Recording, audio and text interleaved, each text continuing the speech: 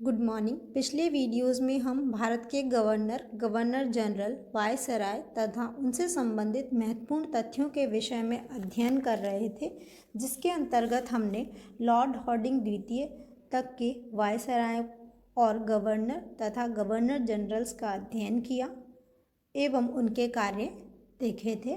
आज के वीडियो में हम लॉर्ड चेम्सफोर्ड से कंटिन्यू करेंगे।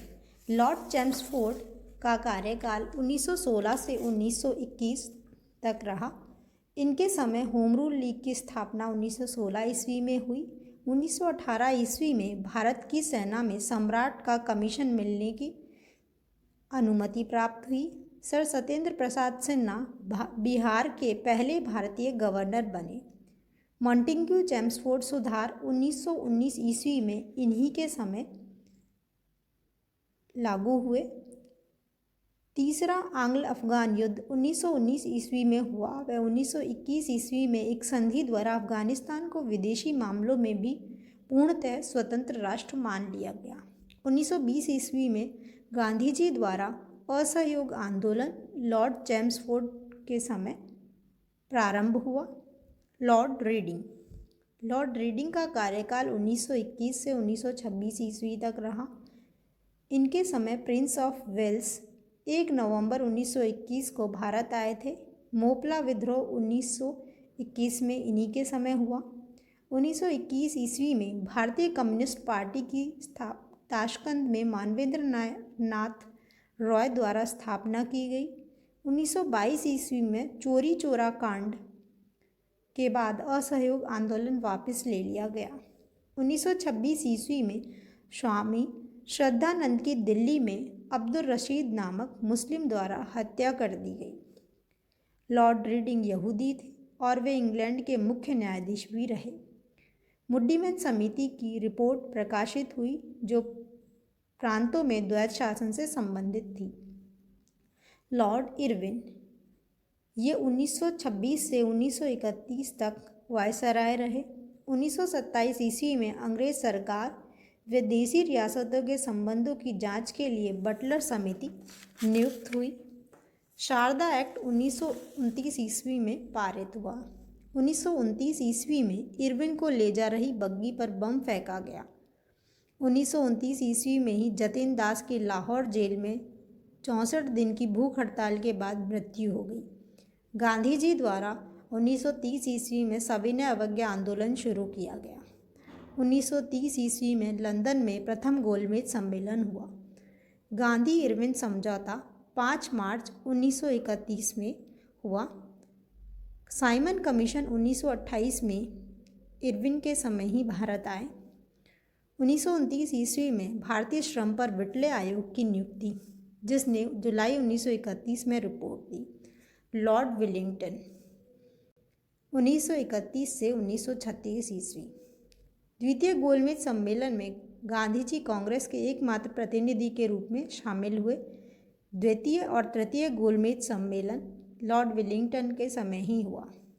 भारत सरकार अधिनियम 1935 लॉर्ड विलिंगटन के समय पारित हुआ। 1934 ईस्वी में सविनय अवज्ञा आंदोलन अंतिम रूप से समाप्त। 1934 ईस्वी में ही बिहार में भूकंप आया। लॉर्ड लिनलिथ को 1936 से 1944 ईस्वी तक ये वायसराय रहे। इनके कार्यकाल में 1938 ईस्वी में बैरन ब्रेबर्न कार्यवाहक गवर्नर जनरल रहे।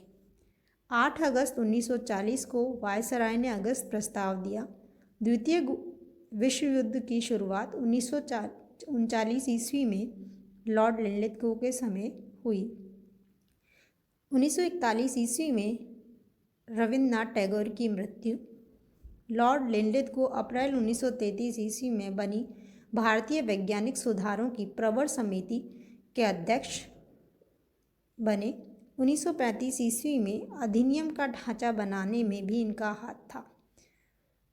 मार्च 1942 ईस्वी में क्रिप्स मिशन भारत आया।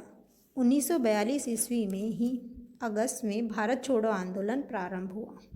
लॉर्ड वेवेल 1944 से 1947 ईस्वी तक वायसराय रहे। द्वितीय विश्व युद्ध की समाप्ति 1945 ईस्वी में शिमला सम्मेलन में लीग को भावी संवैधानिक सुधारों पर एक प्रकार से वीटो मिला।